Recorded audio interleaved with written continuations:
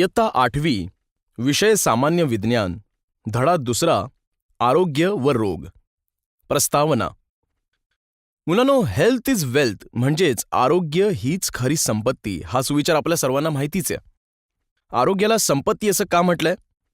कारण आरोग्य उत्तम असेल तरच माणूस कार्यक्षम राहतो, दैनंदिन कामे करून संपत्ती मिळवू शकतो. आरोग्य चांगलं असेल तर मानवाचं आयुष्य सहज आणि सोपं होतं. मात्र हे आरोग्य चांगलं राहण्यासाठी आपल्यालाच आपल्या शरीराची काळजी घ्यावी लागते. त्यासाठी आपल्याला संतुलित आहार घेणे, भरपूर व्यायाम करणे गरजेचे असते. बरं, तुम्ही मला एक सांगा, आजारपणामुळे तुम्ही कधी शाळेला सुट्टी घेतली आहे का? हो सर, घेतली आहे.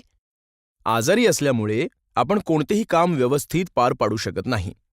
बरं, आता तुम्ही मला सांगा की आपण आजारी पडतो म्हणजे नेमकं काय होतं?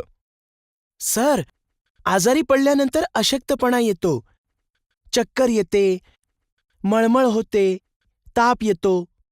बरोबर. आजारी पडल्यानंतर अशक्तपणा येतो, ताप येतो, उलटी होते, डोकं दुखतं, तसंच झोपून राहावंसं वाटतं. तुम्ही आजारी पडल्यानंतर कधीकधी औषधोपचार न घेताही बरे होता, तर कधीकधी तुम्हाला डॉक्टरांकडे जाऊन औषधोपचार घ्यावे लागतात. असं का होतं बरं? आजाराची तीव्रता कमी असेल तर डॉक्टरांकडे न जाताही आजार बरा होतो. पण आजाराची तीव्रता जास्त असेल तर मात्र डॉक्टरांकडे जावंच लागतं. म्हणजेच काही आजारांवर नियंत्रण आणण्यासाठी आपल्या शरीरातील रोगप्रतिकारक शक्ती पुरेशी असते.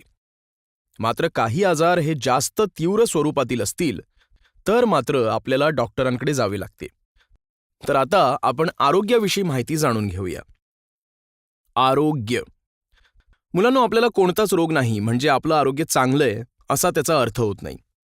तर आरोग्य म्हणजे शारीरिक, मानसिक आणि सामाजिकरित्या पूर्णतः सुदृढ असण्याची स्थिती म्हणजेच आरोग्य होय. आपली प्रकृती चांगली असेल तर आपल्याला वेळेवर भूक लागते, व्यवस्थित जेवण जाते, झोप येते, ताजेतवाने वाटत असते, आपली दैनंदिन कामे आपण व्यवस्थित पार पाडू शकतो. या उलट आपली प्रकृती बिघडली असेल तर यातील कोणतीच गोष्ट व्यवस्थितपणे होत नाही, करता येत नाही.